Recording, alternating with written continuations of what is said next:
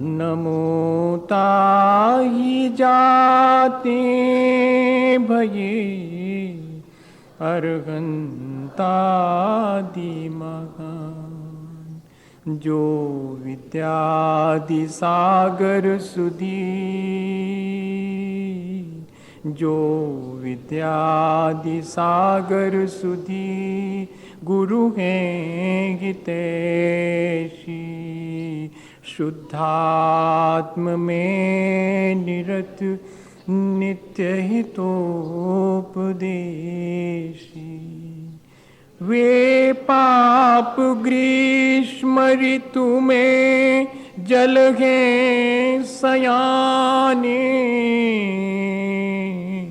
पूजूं उन्हें सतत केवल ज्ञान पाने। पूजूं उन्हें सतत केवल ज्ञान पाने। बोले भगवान महावीर स्वामी की, 10 लक्षण महापर्व की, आचार्य कुंद कुंद स्वामी की, आचार्य गुरुवर विद्यासागर मुनि महाराज की।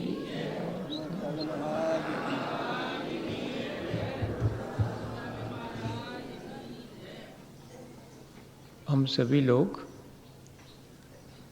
इस लक्षण महापर्व के निमित्त से अपने जीवन को अच्छा बनाने की प्रक्रिया पर विशेष रूप से विचार कर रहे हैं।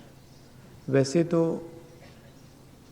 अपने जीवन को अच्छा बनाने के विचार की ये प्रक्रिया, ये विचार की यात्रा बहुत दिनों से हम एक साथ मिल बैठकर कर ही रहे हैं, पर ये विशेष अवसर है और हमने पिछले दिनों अपनी क्षमता बढ़ाई है। हमने अपने भीतर जो भी बुराइयां हैं उनको हटाने के लिए प्रयत्न भी किया है और ऐसे प्रयत्न में हमारे भीतर गुणवत्ता भी बढ़ी है। और वास्तव में किसी भी पर्व और किसी भी आयोजन की, या मैं तो सोचता हूँ कि हमारे अपने जीवन की सार्थकता ही इस बात में है कि हमारी गुणवत्ता बढ़ती चली जाए और हमारे भीतर से अवगुण निकलते चले जाएं। किसी ने एक बहुत अच्छा विचार दिया कि व्यक्ति के भीतर कैसे कैसे गुण बढ़ते चले जाने चाहिए। 9 बरस की उम्र में उसके पास कोई समझ नहीं है, ज्ञान नहीं है, लेकिन जब वो उससे दूने वर्ष का हो जाए 18 का, तो एक गुण तो आ ही जाना चाहिए। 8 अवगुण हैं। 27 का होने पर 2 गुण 7 अवगुण, 36 का होने पर 3 गुण 6 अवगुण, और अगर बढ़ाते जाएं तो 90 साल के होते होते गुण पूरे हो जाएं और अवगुण शून्य हो जाएं। ऐसा एक विचार दिया, अच्छा लगता है। इससे हमें ये मदद लेनी चाहिए कि हमारा जैसे जैसे जीवन बढ़ता चला जाए, हमारा अनुभव बढ़ता चला जाए, वैसे वैसे हमारी गुणवत्ता भी बढ़ती चली जानी चाहिए। हमारी आसक्ति और हमारे संसार बढ़ाने की प्रक्रिया धीरे धीरे हमें छोड़ते चले जाना चाहिए। बस यदि हम गुणों को छोड़ने का मन बना लें, ग्रहण ना करें, तो गड़बड़ हो जाएगी। और यदि हम अवगुणों को छोड़ने का मन बना लें और अवगुणों को ग्रहण ना करें, तो उसी का नाम तो त्याग है। और बहुत सारी चीज़ें तो हम छोड़ते हैं भैया, क्या क्या नहीं छोड़ते हम। जो हमारे लिए वेस्ट है वो तो हम हमेशा छोड़ते हैं, लेकिन क्या हम अपने अवगुणों का त्याग करके और गुणों का संग्रहण और संचय करने की कोई प्रक्रिया पर विचार करना पसंद नहीं करेंगे? करना चाहिए कि हमारे जीवन में हमने क्या संचित किया। 4 ठो सिक्के सोने और चांदी के, थोड़ा सा भवन, या कि और बहुत सारी चीज़ें जिनको कि हम संचित और संग्रहित करके रखते हैं, क्या वास्तव में वो संग्रह हमारे लिए जीवन और आगे के लिए भी क्या लाभकारी है या नहीं है। ग्रहण तो करें, लेकिन कौन सी चीज का ग्रहण करें और कौन सी चीज को हम ग्रहण करने से इनकार कर दें। जब ग्रहण करने से इनकार कर देते हैं, वास्तव में उसी का नाम त्याग है। ग्रहण करने के बाद छोड़ना, सामान्य रूप से तो त्याग इसी को माना जाता है, लेकिन आचार्य ज्ञान सागर जी महाराज के चरणों में बैठो तो वो कहते कि छोड़ने में तो अहंकार आ सकता है, अपने आप को उससे छुड़ा लो। छूट गए, इस बात का धन्यवाद और इस बात की कृतज्ञता ज्ञापित करो अपने मन में कि कल तक दुनिया भर की चीजें ग्रहण करते थे, अच्छा हुआ कि आज उसके ग्रहण करने से हम बच गए हैं। लेकिन वास्तव में उत्तम त्याग तो यही कहलाएगा कि हम ग्रहण ही ना करें, और ग्रहण अगर हमने कर लिया है तो फिर हम ध्यान रखें कि वो ग्रहण किस प्रकार का है। आचार्य भगवंतों ने दो तरह की प्रक्रिया रखी है कि जो हमारे पास है उसे अपने लाभ के लिए छोड़ देना या उससे अपने को छुड़ा लेना। वास्तव में तो शब्द यही होना चाहिए। छोड़ देने में तो थोड़ा अहंकार झलकता है कि मैंने छोड़ा, था क्या हमारा यहाँ पर जिसको कि छोड़ने का हम अहंकार करें। हम ही छूट गए। कल तक भ्रमवश जिन जिन चीज़ों को इकट्ठा करते और अपना मानते थे, आज ज्ञान हो गया, लगता है ये मेरी अपनी नहीं है, मैं उनसे हट गया, मैंने अपना ममत्व उसमें से निकाल लिया। वास्तव में तो त्याग यही है, इससे आत्म शांति मिलती है। लेकिन जब तक जीवन में ये त्याग घटित नहीं हुआ तब तक क्या करें। तो देव, ग्रहण भी करो तो देते भी जाओ। दोनों चीजों का एक बहुत अच्छा जीवन में संतुलन अगर बन जावे, ग्रहण का और त्याग का या कि दान का, तो वह भी त्याग धर्म ही कहलाएगा। आत्म शांति के लिए जब हम राग द्वेष और विकारी भावों का त्याग कर देते हैं तब वास्तव में वो त्याग है। लेकिन उन विकारी भावों पर नियंत्रण के लिए परिग्रह से निवृत्त हो जाना तो त्याग है, लेकिन परिग्रह का पूरी तरह निवृत्त नहीं हो पा रहे हैं तो उसका नियंत्रण तो कर ही सकते हैं। तो अपने परिग्रह का नियंत्रण कर लेने की प्रक्रिया का नाम ही तो दान है, और इसीलिए त्याग धर्म के अंतर्गत दान को भी शामिल किया गया है कि वास्तव में तो अपने को सब चीज़ों से विमुख कर लेना था, लेकिन यदि ऐसा ना हो पाए तो ग्रहण और साथ में देना, उस रूप में हम अपने इस त्याग धर्म का पालन कर सकते हैं। देने की प्रक्रिया बहुत विचारणीय है। हम दूसरे को देते हैं तो प्रति उपकार की भावना या कि तिरस्कार की भावना से भी दे सकते हैं। उसे तामसिक दान माना गया है, जिसमें हम दूसरे को तिरस्कार करके और देते हैं कि तुम भी क्या कहोगे, ले लो। या कि संक्लेश पूर्वक जब हम किसी चीज को दूसरे को देते हैं और या कि उससे अपेक्षा रखते हैं कि मुझे फिर मिलेगा, ये इन्वेस्टमेंट है, ये डोनेशन नहीं है। जहां की थोड़ी भी प्रति उपकार की भावना है और देते समय और देने के बाद भी संक्लेश है और सामने वाले की अवज्ञा, अवमानना या तिरस्कार पूर्वक दिया जा रहा, अपने को बड़ा मान करके दूसरे को क्षुद्र और छोटा मान करके दिया जा रहा है, तो ऐसा जो दान है वो त्याग धर्म के अंतर्गत तो नहीं आएगा। बहुत विचार करने की चीज है। हम लोग देते हैं, देने की होड़ में देते हैं, लेकिन उसके पीछे कहीं ऐसा तो नहीं कि देने वाले को नीचा पाने वाले को नीचा दिखाने की भावना से तो नहीं देते हैं, और भीतर ही भीतर कहीं देते समय अपने अहंकार को पुष्ट करने की भावना से तो नहीं देते हैं। अगर ऐसा है कि हम अहंकार वश देते हैं तब वह दान भी राजसिक दान कहलाता है। इस तरह के दान में भी त्याग धर्म का पालन नहीं होता। ये दोनों सावधानियां रखनी चाहिए। आज इस तरह के दान बहुत देखने में आते हैं।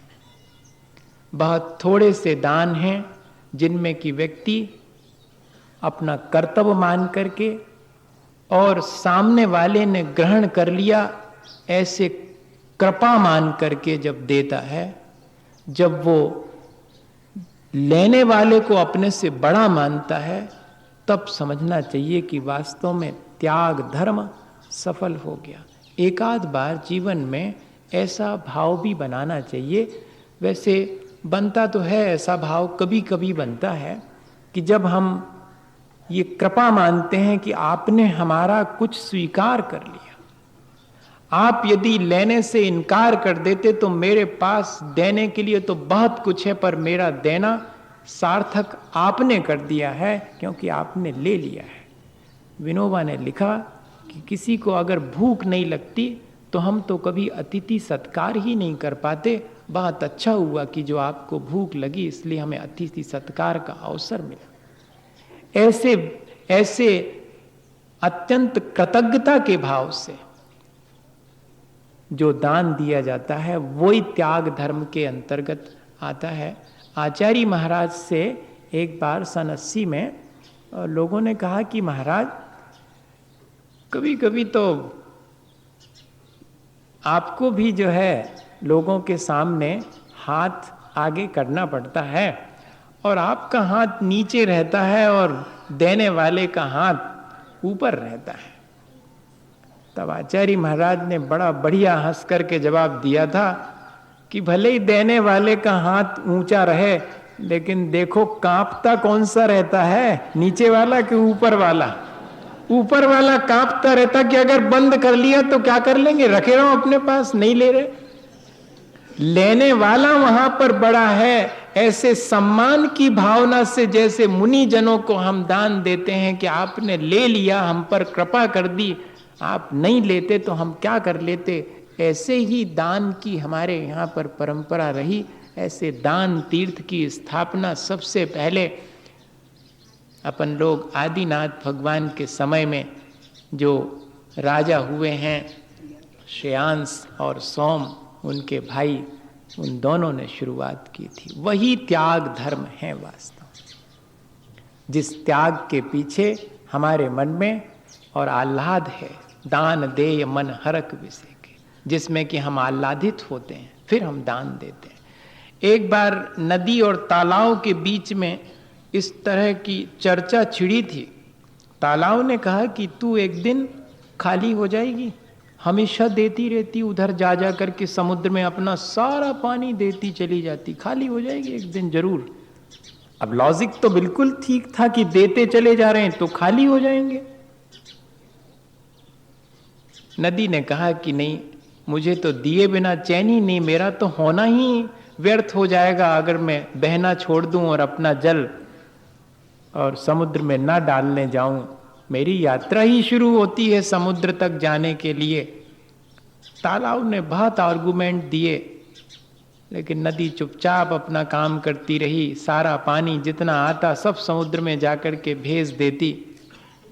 और जब गर्मी पड़ी तो नदी की धारा भले ही पतली हो गई पर सूखी नहीं, पर तालाब तो सूख गया। जिसने कभी किसी को नहीं दिया उसे तो हमेशा भरा ही रहना चाहिए। देने वाले को रिक्त हो जाना चाहिए, लेकिन देखने में तो उल्टा ही आता है कि देते चले जाते हैं और भरते चले जाते हैं। वास्तव में जो देता है वो ही भरता है। जो ग्रहण करता है और विसर्जन नहीं करता है, उसका ग्रहण उसके लिए ही ग्रसित कर लेता है, उसे ही नष्ट कर देता है। हम थोड़ा सा विचार करें कि हम दें तो कितना दें और ग्रहण करें तो कितना ग्रहण करें। इस पर थोड़ा सा विचार करें। ग्रहण और त्याग का एक अच्छा संतुलन यदि हम बना लें तो त्याग धर्म सार्थक होगा।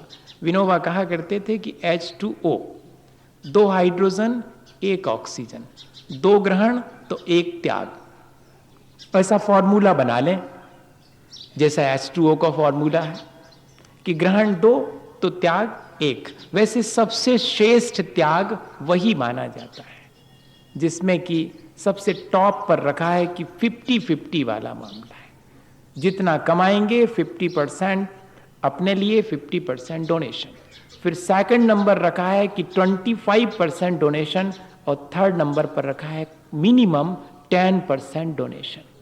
आचार्यों ने स्वयं ही इस तरह से हमारे त्याग की सीमा निर्धारित करी है कि हम ग्रहण जितना करें उसका कितना भाग हम छोड़ें भी, कितना ग्रहण और कितना त्याग। एक संतुलन हमारे मन, जिससे संक्लेश ना हो, जिससे अहंकार जागृत ना हो, अपना कर्तव्य मान करके हम दें। बीज राग फल भोग बे, ज्यों किसान जगमाई। पहले नंबर का पॉइंट है कि हम ग्रहण कितना करें जिससे कि हमारे लिए आगे का, हम ग्रहण या कि भोग कितना करें जिससे कि आगे के लिए हमारा कुछ सुरक्षित रहे। बीज को कभी नहीं खाता किसान, कितनी भी मुश्किल कड़ी हो जाए जीवन में, लेकिन कभी अपने संचित बीज को तो भैया आगे के लिए इतना तो बचा करके रखें, उतना ही भोग में लगाएं जिससे कि हमारे थोड़ा बहुत संचित भी होता रहे पुण्य के रूप में। भोग से पुण्य संचित नहीं होता, त्याग से पुण्य संचित होता है। इसलिए भोगें उतने ही जिससे कि पुण्य भी संचित हो सके। इसके मायने हैं कि ऐसा भोग जिसके पीछे त्याग छिपा हुआ है वही हमारे लिए पुण्य का अर्जन करेगा। और दूसरी चीज, भोगें या कि ग्रहण करें इस तरह की दूसरे का हक न छीने, ये बहुत कठिन मामला है। लाखों रुपया अपने पास रख करके और 10-20 हजार दे देने में इतना अहंकार हमारे भीतर आता है कि देखा हम कितने बड़े दानपति। लेकिन क्या कह रहे हैं कि दूसरे का हक छीन करके और फिर देना नहीं, इतना ही ग्रहण करना जिससे दूसरे का हक न छीने। आचार्य भगवंतों ने लिखा है, गुणभद्र आचार्य ने आत्मानुशासन में, कि नदियों में पानी बहुत आता है तो समझना गंदा ही आता है बारिश के दिनों में। ऐसे ही अगर बहुत अधिक संपत्ति का संचय किया है तो मानिएगा कि वो बहुत पाप से ही हुआ है संचय। चक्रवर्ती जैसे पुण्यात्माओं को एक्सेप्शन मानना, जिनको की दुकान खोले बिना और 9 निधियां 14 रत्न अपने आप प्राप्त होते हैं, वो एकदम अलग चीज है। हम और आपको तो बिना पाप किए धन का संचय या ग्रहण होता ही नहीं है। इसलिए ग्रहण उतना ही करें जिससे कि दूसरे का हक ना छीने।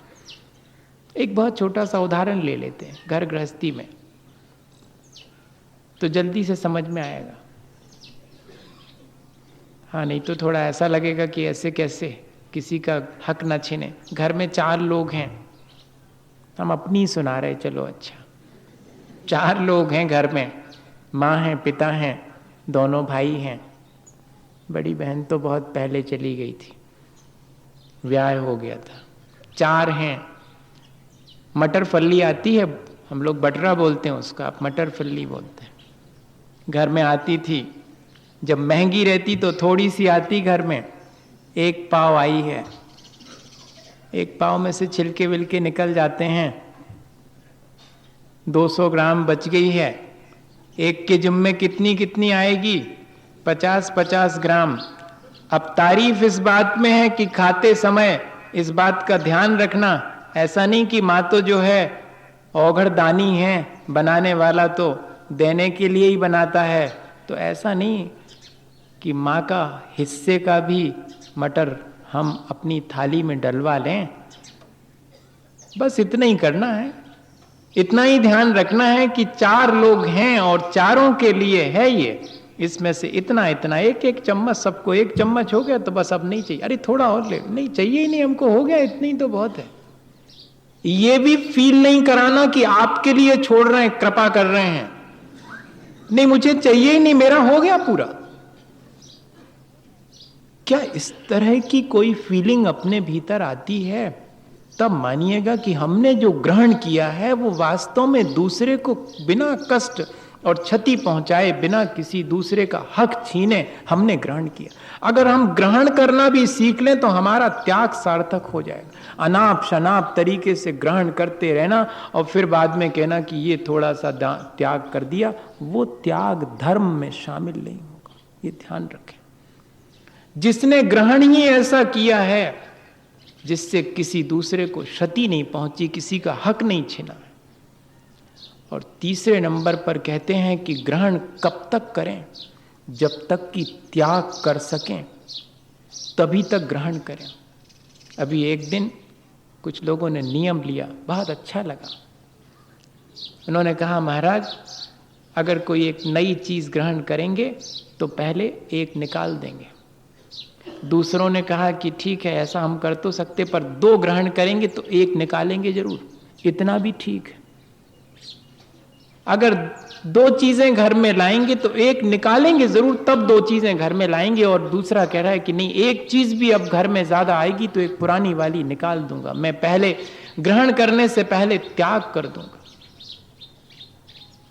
तो ग्रहण कब तक? जब तक कि मैं त्याग करूं तभी तक ग्रहण करूं। जितना ग्रहण करूं उतना ही त्यागूं। ठीक है, अगर बन जाए तो, नहीं तो थोड़ा बहुत तो त्यागूं अगर ग्रहण कर भी रहा हूं। ऐसा हम ध्यान में रखें। और तीसरे नंबर पर, चौथे नंबर पर एक पॉइंट और था कि ग्रहण करें या नहीं करें। ऐसा कभी विचार करते हैं? नहीं, जो चीज भी दिखाई पड़ गई, काम की हो चाहे नहीं काम की हो, सब ले आओ, ऐसा नहीं।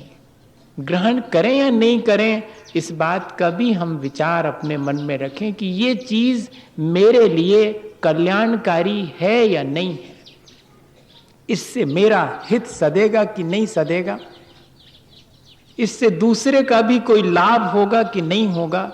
अगर ग्रहण करते समय इस बात का हम ध्यान रखें तो शायद हमारा त्याग भी सार्थक होगा। वैसे तो लिखा यह है कि दूसरे को दें भी तो ऐसा कि जिससे कि उसका कल्याण हो, खुद भी ग्रहण करें तो ऐसा जिससे कि अपना कल्याण हो, तब त्याग धर्म घटित होता है। दूसरे के काम में ना आए ऐसी चीज दे देते हैं और अपने काम में ना आए ऐसी चीज अपने घर में रखे रहते हैं। बहुत सी चीजें रखी होंगी घर में जो हमारे काम नहीं आती। आज जाकर के जरा देखना तो, कितनी सारी चीजें रखी होंगी, कभी काम में नहीं आई।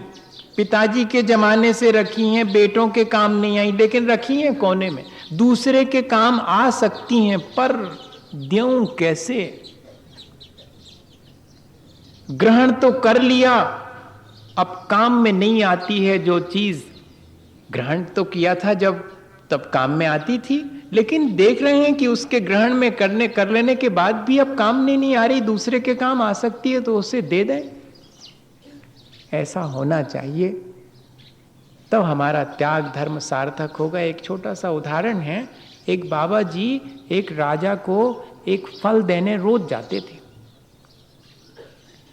और राजा को वो फल 1-2 दिन तो राजा ने बड़े इंटरेस्ट से, बड़े उत्साह से लिया। फिर जब बाबा जी रोज देने जाने लगे तो उतना इंटरेस्ट नहीं लिया और मंत्री को दे देते थे कि रखाओ वहाँ पर। अब बाबा जी ने दिया है तो ठीक।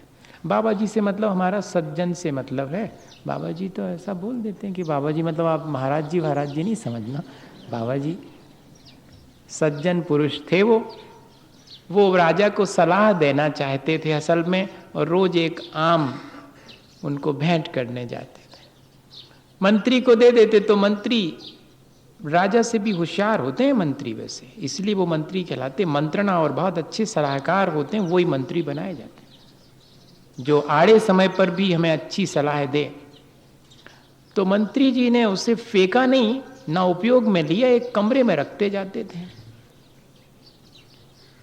एक दिन की बात की 6 महीने हो गए, रोज एक दिन भी अंतराल नहीं हुआ और रोज जो है आम भेंट में आ रहा है।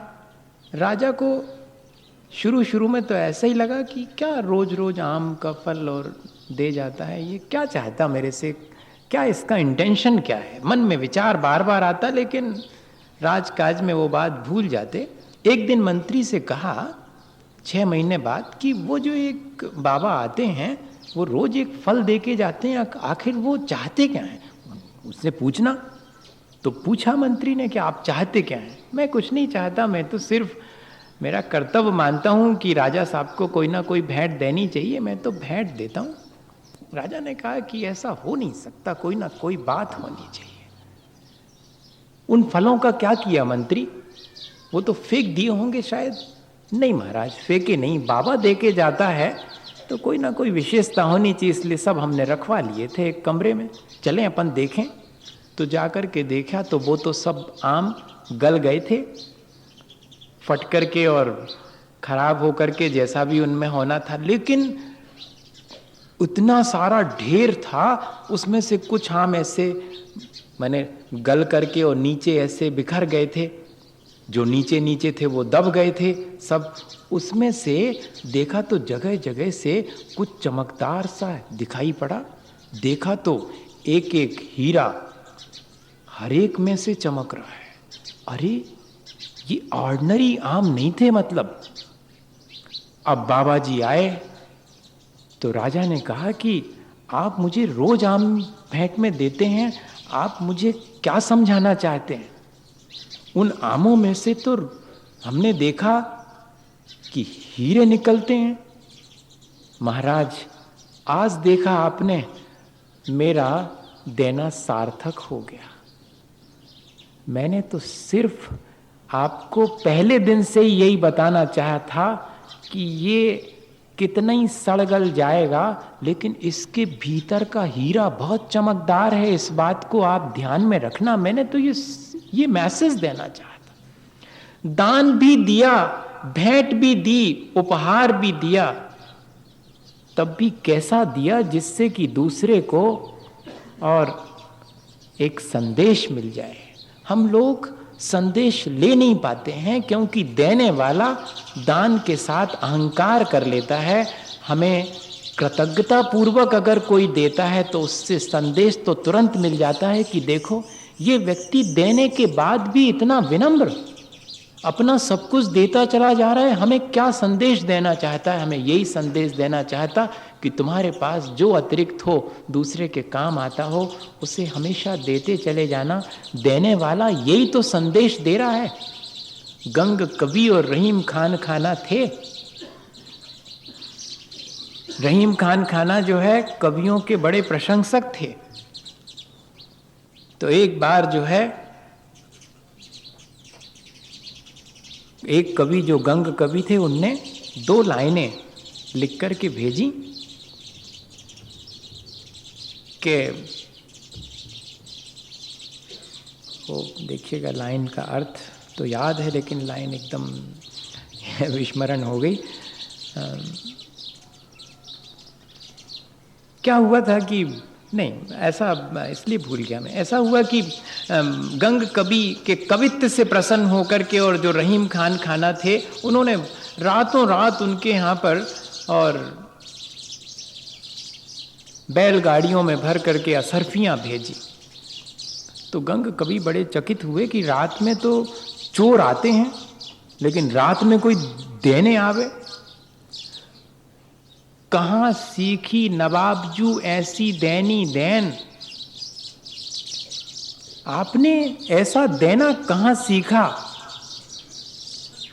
ऐसा कुछ कवित्व बना करके और उनके लिए लिखा कि लोग तो जो है बता बता करके देखते हैं, आप जैसा हमने देना वाला नहीं देखा।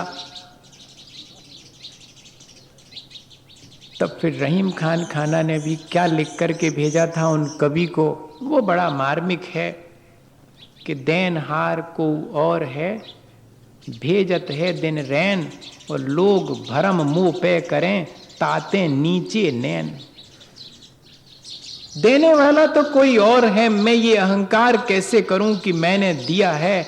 इसलिए जब लोग ये कहते हैं कि मैंने दिया तो मेरी दृष्टि झुक जाती है, मेरा मन और शर्मिंदगी का अनुभव करता है। अभी तो हम दे करके बड़ी अकड़ का अनुभव करते हैं कि मैंने दिया, और देना उस दिन सार्थक हो जाएगा जिस दिन दिया और सिर नीचे झुक गया कि लोग ये ना समझें कि मैंने दिया। मैंने तो दिया क्या, मैंने तो अपना बोझा हल्का कर लिया।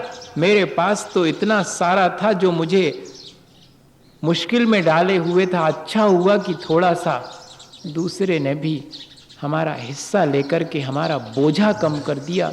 ऐसा हमारे भीतर अगर त्याग के समय भावना आवे तो वास्तव में वो त्याग धर्म है।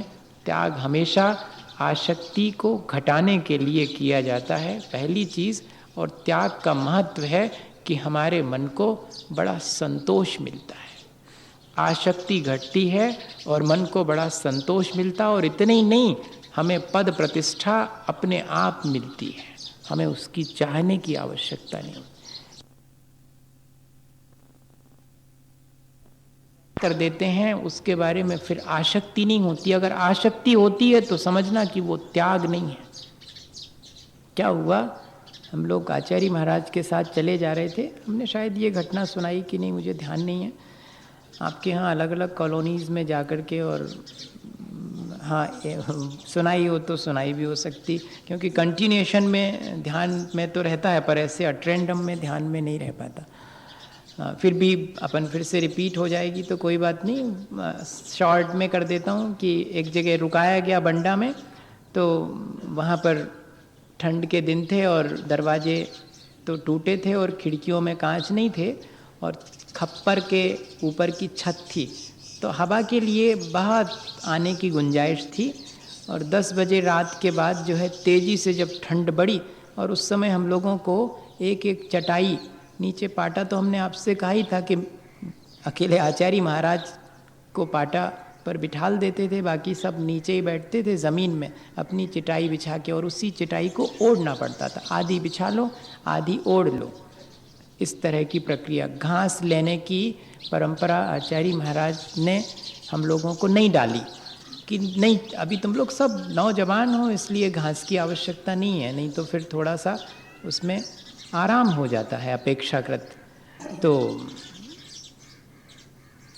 अब क्या करें, अब लेटें तो चटाई ओढ़ें तो उधर नीचे से हवा और इधर सिर की तरफ से हवा। आप कैसे करेंगे, चटाई ओढ़ेंगे भी?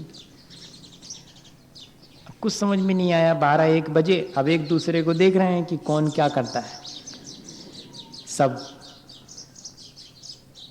तो यही हुआ कि एक महाराज जी ने बैठे आराम से और चटाई लपेट करके बैठ गए, ऐसे गुड़मुड़ होकर के चटाई लपेट ली। कम से कम नीचे से हवा तो नहीं आएगी, अब ऊपर से ही आएगी, सहन करेंगे। रात भर जो है बैठे बैठे सबने भी वैसे ही किया, सबने लपेट ली और बैठे रहे आराम से।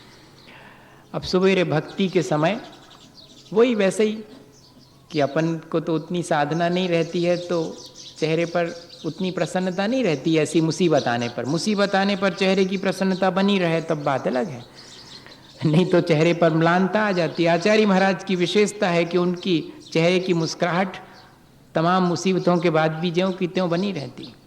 तो वो ज्यों की त्यों बनी थी। और मुस्कुराते हुए भक्ति के समय आचार्य श्री ने कहा कि क्यों, कैसी रही रात में ठंड? बहुत ठंड थी। सबने, हमने कहा बहुत ठंड थी। तो क्या ख्याल आया? अब बड़ी कठिन परीक्षा, क्या ख्याल आया, किस चीज़ का ख्याल आया? तो मैंने बहुत स्पष्ट उससे मैंने कहा महाराज जी बस ऐसे ही लग रहा था कि नीचे बिछाने के लिए एक ठो चटाई और ओढ़ती तो ज़रा एक अच्छे से ओढ़ करके सो जाते। बोले बहुत अच्छा, बहुत अच्छा। कम से कम छोड़ी हुई रजाई और गद्दे का याद तो नहीं आया, एक चटाई का ही स्मरण आया। त्याग सार्थक हो गया। त्याग करने के बाद अगर उस चीज़ के प्रति आसक्ति जागृत हो जावे तो वो हमारे त्यागी हुई वस्तु को और त्याग को नष्ट कर देती। ये सावधानी आवश्यक है कि जितनी अनासक्ति उतना ही त्याग, और या फिर त्याग कर दिया है अगर तो फिर धीरे धीरे आसक्ति भी घटनी चाहिए। कई बार ऐसा भी होता है कि हम त्याग कर देते हैं, बाद में आसक्ति हटती है, या कि आसक्ति कम हो जाने पर त्याग होता है। दोनों ही चीज़ें सावधानी रखने की हैं। ऐसा त्याग, और महत्व तो त्याग का ही है। ग्रहण का कभी किसी ने, अपन लोग करने लगे हैं अब, हालांकि उसके पीछे भी त्याग का ही भाव है। सम्मान ग्रहण करने वाले का कभी किया हो? मेरे ख्याल से तो व्रत नियम के ग्रहण करने वाले का सम्मान तो किया होगा, लेकिन किसी ने 1,00,000 रुपए संग्रह किए, उसका सम्मान तो कभी किसी ने नहीं किया होगा। एक सेठ जी थे, हाँ, तो वो सेठ जी जो है बिल्कुल भी खर्चा नहीं करते थे, ग्रहण तो बहुत करते थे, लेकिन उनके अंदर जरा भी दूसरे के देने की, अपने खाने पीने में भी बड़ी कोताही करते थे। अच्छा नहीं खाएंगे, अच्छा नहीं पहनेंगे, जोड़ जोड़ के धरते। लोगों में बड़ी चर्चा का विषय था, बड़ी निंदा थी कि कैसा व्यक्ति है, बड़ा कंजूस है। देखो आप, जोड़ जोड़ के रखने वाले को कोई भी हो क्या कहेगा, यही कहेगा। पर उन सेठ जी की एक विशेषता थी, अच्छा कोई कितना भी खराब क्यों ना हो, लेकिन एक आध चीज तो अच्छी रहती है उसके भीतर। और कोई कितना भी अच्छा ना हो, कोई कितना भी अच्छा हो, एक आध खराब चीज भी रहती है उसके भीतर। भगवान को छोड़ करके बाकी कोई परफेक्ट नहीं है। तो क्या हुआ कि उनकी पूजा भक्ति में बड़ी बड़ी रुचि थी। कहीं पर कीर्तन वीर्तन हो रहा हो तो उसमें पहुंच जाते थे। एक बाबा जी आए तो वो कीर्तन करवाते थे बढ़िया, भगवान का भजन, तो ये उसमें शामिल हो गए। लेकिन कौन पूछने वाला था? इतना धनवान व्यक्ति, लेकिन कोई नहीं पूछता। वहां पर जहां जूते चप्पल उतरते वहां तक भर गया था पूरा, वहां बैठ गए वो। अब लेकिन उस पूजा भक्ति के दौरान बीच बीच में और दान की और त्याग की बाबा जी ने इतनी बढ़िया चर्चा करी कि उनका मन बन गया। जिंदगी निकल गई, कभी मन नहीं बना, उस दिन मन बन गया। और दुकान से लौटे थे वो 100 असरफियां रखे थे चांदी की, और पता नहीं क्या हुआ, और वहां से उठे। लोगों ने तो जगह तक नहीं दी उनको, क्योंकि सब जानते थे कि ये पता नहीं बाबा जी के पास जाके क्या करेंगे, और ये ना कहें कि आशीर्वाद दे दो, 2-5 लाख रुपए और हमारे पास आ जाएं।